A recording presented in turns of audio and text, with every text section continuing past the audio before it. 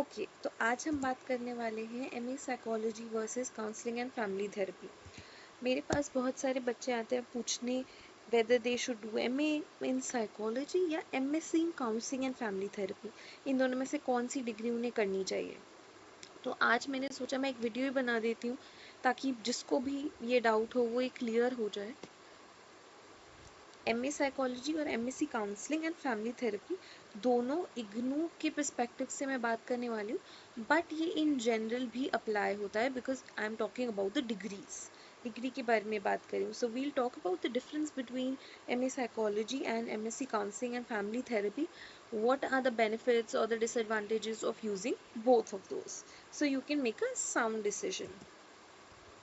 Moving forward हम एक एक करके दोनों के बारे में बात करेंगे। तो सबसे पहले हम बात करेंगे masters of arts in psychology which is MA in psychology. तो अगर हम इस स्पेसिफिक डिग्री की बात करें तो सबसे पहली चीज़ ये है कि ये बीए या बीएससी जो भी है बैचलर्स करने के बाद आप कर सकते हैं, just like any other masters. सारे मास्टर्स बैचलर्स के बाद होते हैं, वैसे ही this degree MA in psychology will you can only apply for this after doing bachelor's. It's a 2 year course. 2 साल लगेंगे आपको ये कोर्स ख़त्म करने में। अगर आप रेगुलर से करेंगे तो 2 साल लगेंगे। इग्नू आपको फिर भी थोड़ा वक्त देता है to complete the same degree complete करने में इग्नू आपको 2 से 3 साल देता है। क्या? क्योंकि वो 3 से 4 2 साल मतलब एक्स्ट्रा मिलते हैं, क्योंकि वो जानता है कि इग्नू में जो भी आ रहे हैं वो या तो कहीं काम कर रहे हैं या कोई और फुल टाइम डिग्री कर रहे हैं। So that's why it gives you अ लिल मोर टाइम। ने अब जो हम एमए साइकोलॉजी की बात करें कि इसमें होता क्या क्या है, तो बेसिक होते हैं साइकोलॉजी के, एकदम फंडामेंटल चीज़ें बताई जाती हैं जो हम बेसिक्स कहते हैं। हिस्ट्री बताई जाती है साइकोलॉजी, कहाँ कहाँ शुरुआत हुई साइकोलॉजी की, आज क्या क्या चल रहा है, डिफरेंट थ्योरीज, किस किस ने कौन कौन से थ्योरिस्ट थे जिन्होंने थ्योरीज दी, कौन कौन सी थ्योरी दी, कि कौन कौन से साइकोलॉजी के टाइप होते हैं एक्सेट्रा। तो बिल्कुल बेसिक आपको एक फाउंडेशन कोर्स होता है ये, जिसमें आपको फंडामेंटल बताएंगे, बिल्कुल बेसिक चीज़ें, बहुत सारी चीज़ें बताएंगे जो भी इम्पोर्टेंट है, लेकिन एक बेसिक ऊपर ऊपर से, कोई डीप जाके बात नहीं होगी इसके अंदर। तो इसीलिए ये उन लोगों के लिए बहुत अच्छी है जो या तो साइकोलॉजी में बस इंटरेस्टेड हैं और जानना चाहते हैं साइकोलॉजी के बारे में, वो बहुत एक्सपर्ट या करियर नहीं बनाना चाहते, सिर्फ ज्ञान के लिए ये डिग्री कर रहे हैं। दूसरे उन लोगों के लिए बहुत अच्छी है जो so this degree is important for those people who are just studying for the interest. They have interest in psychology and they don't want to upgrade their profession or anything of that sort. They just want to know about psychology. The interest pull them and that's why they want to do psychology. So that's why basic of psychology is studied in this particular degree, and here you can opt for MA in psychology.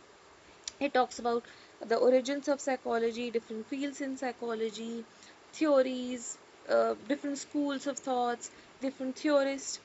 जो second point है ये उन लोगों के लिए बहुत अच्छी है जो अभी अपना स्पेशलाइजेशन चूज़ नहीं कर पाए। स्पेशलाइजेशन मतलब आप इमेजिन कीजिए साइकोलॉजी है एंड देन देयर आर सब फील्ड्स। सो सब फील्ड्स में आ गया, जैसे अगर आप हिस्ट्री कहीं पढ़ने जाएंगे, मान लीजिए एक आपका हो गया हिस्ट्री। अब हिस्ट्री तो बहुत जनरल टर्म है, उसके नीचे आती है कल्चरल हिस्ट्री, डिफरेंट कल्चर्स की हिस्ट्री, डिफरेंट कंट्रीज़ की हिस्ट्री, अब इंडिया की हिस्ट्री, कितने टाइप हो गए। वैसे ही साइकोलॉजी के भी बहुत सारे टाइप होते हैं। There are lot of types, सब types of psychology which are known as specialisations. पहली हो गई आपकी रिहैबिलिटेशन साइकोलॉजी, दूसरा काउंसलिंग साइकोलॉजी, तीसरा क्लिनिकल साइकोलॉजी। और भी हैं जो अभी उतनी डेवलप नहीं हुई हैं इंडिया में, they are not that developed in India, that is forensic psychology, organisational psychology, we have developmental psychology. ये साइकोलॉजी के डिफरेंट फील्ड्स हैं, these are the different sub fields of psychology, specialisations. So to students who don't know which area they want to specialize in yet, they can also study MA in psychology so that they can know where their interest lies. जिनको नहीं पता है कि कौन से वाले में करना चाहिए आगे चल के, कौन सा मुझे बनना है, क्लिनिकल बनना है, रिहैब बनना है, या काउंसलिंग साइकोलॉजिस्ट बनना है, काउंसलर बनना है, तो वो लोग भी ये डिग्री कर सकते हैं, क्योंकि इसमें आपको बेसिक्स पता चल जाएंगे। आप थोड़ा थोड़ा सब पढ़ेंगे तो आप तब आइडेंटिफाई कर पाएंगे कि आपको पसंद क्या है।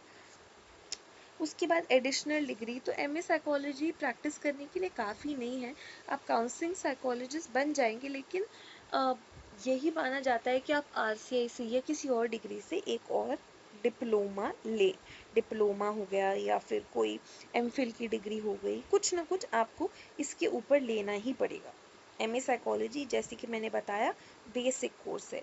सो when you do MA psychology you need to take or do another degree from RCI, which is the Rehabilitation Council of India, or you have to do your MPhil, PhD, whatever, wherever your interest lies. ये जैसे कि बहुत basic degree है, ठीक है, इसके ऊपर you need to do something else in order to specialise, ठीक है। बिगिनर्स के लिए है, ये बात मैंने आपको शुरू में ही बता दिया है कि जो लोग अभी अपनी साइकोलॉजी की जर्नी स्टार्ट कर रहे हैं, इवन फॉर स्टूडेंट्स जिन्होंने बैचलर्स में कुछ और सब्जेक्ट पढ़े हैं बट बीच में कभी एक सब्जेक्ट साइकोलॉजी का पढ़ा था और इंटरेस्ट आया था, अब उसमें जाने की इच्छा रखते हैं, it is best for them, ठीक है। It's not for experts, experts can also do it, but then it's mostly for the people who are very beginners who just started in the field of psychology. It is not specialized, very general course. तो MA arts वाले हैं तो more focus on theoretical aspects, ज़्यादा theory के बारे में बात करेंगे, थ्योरीज के बारे में पढ़ेंगे, प्रैक्टिकल पे उतना फोकस नहीं होगा। I understand the spelling of focus यहाँ पे ई एक्स्ट्रा है, तो फोकस की जो है फोकस जो है वो प्रैक्टिकल पे नहीं होगा। दे वोंट टेल यू कि काउंसलिंग कैसे करनी है, क्या करनी है, थ्योरीज के बारे में ज़्यादा बात होगी।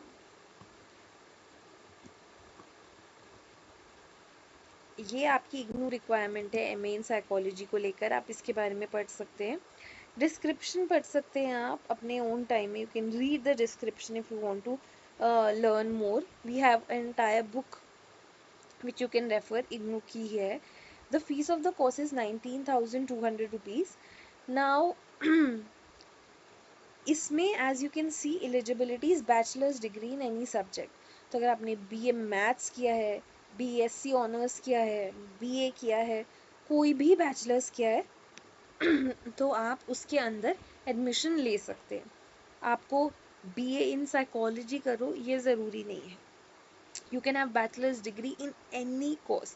Even if you have done BTech, it doesn't matter. You can apply and you can study Masters of Art in Psychology.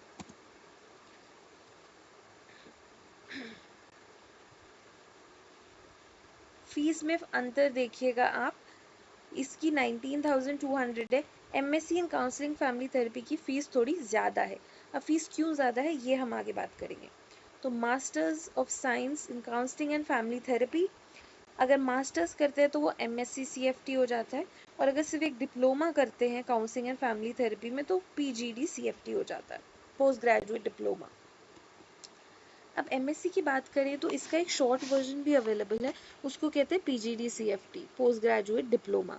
तो अगर आप MA करते हैं साइकोलॉजी में और किसी स्कूल में काम करना चाहते हैं तो वो अक्सर आपसे MA मांगते हैं साइकोलॉजी में, और एक और डिप्लोमा मांगते हैं गाइडेंस काउंसलिंग का, ठीक है, जो आप या तो जामिया से कर सकते हैं या कहीं और से।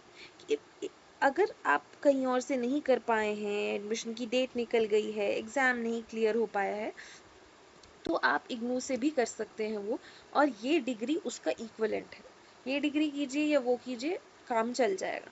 PG डिप्लोमा कीजिएगा तो भी काम चल जाएगा, और MSc कीजिएगा तो बहुत अच्छी बात है। ये 2 साल का कोर्स है, उसी की तरह MSc मास्टर्स ही है। ये जो है जैसे कि इसके नाम में ही है काउंसलिंग एंड फैमिली थेरेपी, तो ये काउंसलिंग पे फोकस्ड है, ये एक स्पेशलाइजेशन इन्होंने ले ली साइकोलॉजी की, एंड देन उसके ऊपर इन्होंने एक कोर्स बनाया। इट्स नॉट जनरल साइकोलॉजी, आपको जनरल साइकोलॉजी भी पढ़ाया जाएगा, लेकिन उसके साथ साथ जो आपका फोकस है वो काउंसलिंग पे रहेगा।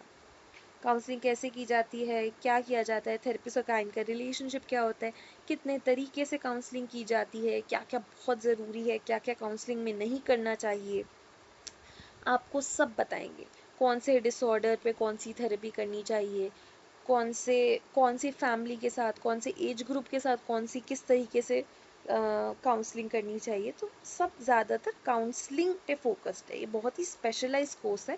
इसमें जनरल बातें आपको बताएंगे ज़रूर, लेकिन उन पे फोकस नहीं होगा, थियोरेटिकल नहीं। ये बहुत ही प्रैक्टिकल एस्पेक्ट है। इसके आपके प्रैक्टिकल्स होंगे जिसमें आप या तो किसी हॉस्पिटल, एनजीओ या स्कूल में, या फिर ज़्यादातर हॉस्पिटल्स में जाके डॉक्टर्स को ऑब्जर्व करेंगे काउंसलिंग करते हुए, और उसके बाद आप वो सीखेंगे, फिर खुद करेंगे। तो बहुत ही practical oriented. If you want to learn something, कुछ सीखना चाहते हैं, तो ये कोर्स कीजिएगा। अब फिफ्थ पॉइंट है a step away from basics. इसका मतलब ये है कि जो बेसिक्स है उससे एक ऊपर बढ़ गया है। एमए साइकोलॉजी बहुत फंडामेंटल लेवल पे बात करती है, बेसिक स्टेपिंग स्टोन है, बेसिक जनरल सारी चीज़ें बताती है। लेकिन एमएससी सीएफटी में आपको एक काउंसलिंग के बारे में, ना सिर्फ साइकोलॉजी बट काउंसलिंग पे भी आपको ध्यान दिया जाएगा, ज़्यादातर उस पर ध्यान दिया जाएगा, और फैमिली थेरेपी पे। इसके अंदर आप अगेन प्रैक्टिकल पे फोकस होगा, और डिफरेंट एज ग्रुप्स आप इसके अंदर स्पेशलाइजेशन में आप डिफरेंट एज ग्रुप चूज कर सकते हैं। अडोलसेंस के साथ काम कर सकते हैं, कपल्स के साथ काम कर सकते हैं, जियाट्रिक या ओल्ड एज में जो लोग हैं उन लोगों के साथ काम कर सकते हैं। तो आपको मल्टीपल चॉइस मिलेगी कि आप कौन से ग्रुप के साथ काम करना चाहते हैं। ठीक है, वो आपके इस कोर्स के अंदर सेकेंड ईयर में होगा। तो ये ऐसा है कि अगर हम आगे, ये इग्नू का रिक्वायरमेंट्स है। ठीक है, इंग्लिश में होगा ये। स्पेशलाइजेशन आप देख सकते हैं काउंसलिंग एंड फैमिली थेरेपी पे है। इसमें भी बैचलर्स रिक्वायर्ड है। कोई भी बैचलर्स किया हो आप आराम से अप्लाई कर सकते हैं। Can apply if you have done any bachelors.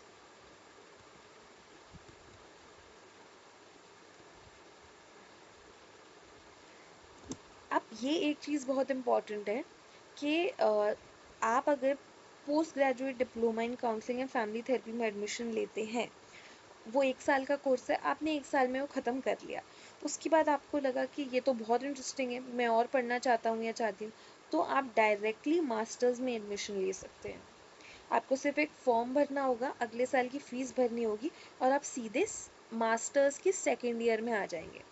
First year repeat करने की ज़रूरत नहीं है, शुरू से शुरू करने की ज़रूरत नहीं है कि फर्स्ट दोबारा कोर्स एमएससी में अलग एडमिशन ले रहे हैं डिप्लोमा करने के बाद, नहीं, आप डायरेक्टली उसमें एडमिशन ले सकते हैं।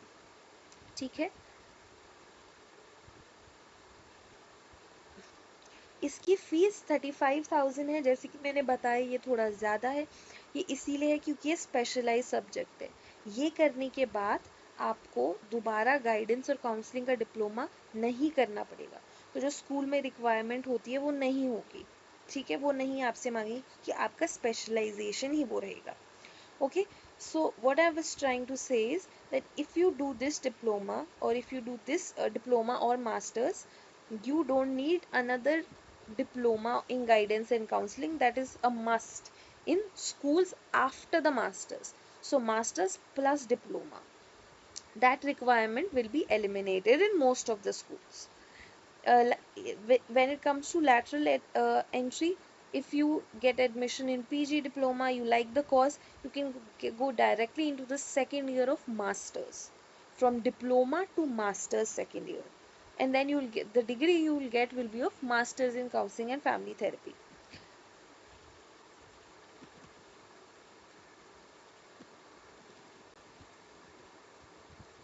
So it's a 2 year course. It's very counseling focused. Um, it's a specialized course. So we are focusing on counseling, how to give counseling, when to give counseling, what are the relationship between therapists and clients, what are the boundaries, the ethical foundations, what the therapist can do, what they shouldn't do. Counseling in different setups with different people with different disorders, everything about counseling. It's more practical oriented. It's not very theoretical. You do have theory papers, but the focus is on teaching you a skill. तो आपको skill सिखा रहे हैं counselling करना as a counselling psychologist. So for those who want to get into the field and start working quickly, they want to be counseling psychologist, जो counselling psychologist बनना चाहते हैं, वो ये वाली डिग्री कीजिए एमए साइकोलॉजी की बजाय, क्योंकि ये आपको वो चीज़ें सिखाएगा जो एमए साइकोलॉजी आपको नहीं सिखा रहा है। और वो इसके बाद आप सीधे, आपके पास वो स्किल्स होंगे in order to go out and practise as a counselling psychologist. इसके सिवा अगर आपको कोई भी क्वेश्चन है तो आप कमेंट्स में लिख सकते हैं। I would love to help. मेरे को जितना भी इंफॉर्मेशन होगा मैं आपको ज़रूर आपके साथ शेयर करने की कोशिश करूँगी। मैंने ज़्यादातर आपको डिफरेंस बता दिए हैं, अगर मुझसे कुछ छूट गया हो तो मुझे बता दीजिएगा, मैं उसको भी एक्सप्लेन कर दूँगी। तो अब सवाल आता है कि कौन सा कोर्स बेस्ट है। दोनों के बारे में हमने बात की, कौन सा बेहतर रहेगा। तो कोर्स वही वाला बेस्ट है जो आपको सूट कर रहा है। आपकी रिक्वायरमेंट क्या है, आप उसके बारे में सोचिए कि आप आज की तारीख में क्या करना चाहते हैं। क्या आप काउंसलिंग, आप डिसाइड कर चुके हैं कि आप काउंसलिंग साइकोलॉजिस्ट बनेंगे, क्लिनिकल नहीं बनना है, रिहैब नहीं बनना है, और आपको स्किल एक्वायर करने हैं तो एमएससी काउंसलिंग पे जाइए। अगर आप नए हैं, सिर्फ जानने के लिए पढ़ना चाहते हैं कि साइकोलॉजी है क्या, तो एमए साइकोलॉजी कीजिए। स्पेशलाइजेशन अभी चूज़ नहीं किया है, नहीं पता है कि कौन कौन सी फील्ड्स हैं, तो ठीक है एमए साइकोलॉजी कीजिए। कोर्स वही बेहतर है जो आपकी सारी रिक्वायरमेंट्स पूरी कर रहा है।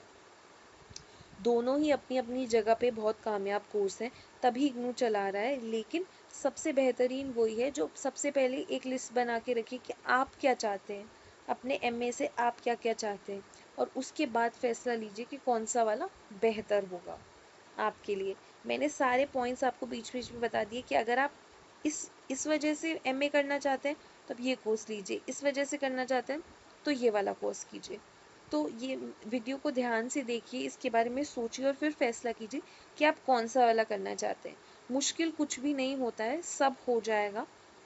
तो ऐसा कुछ नहीं कि कोई कोर्स, कोई कोर्स बहुत मुश्किल होगा, एक आसान होगा, ऐसा कुछ भी नहीं है।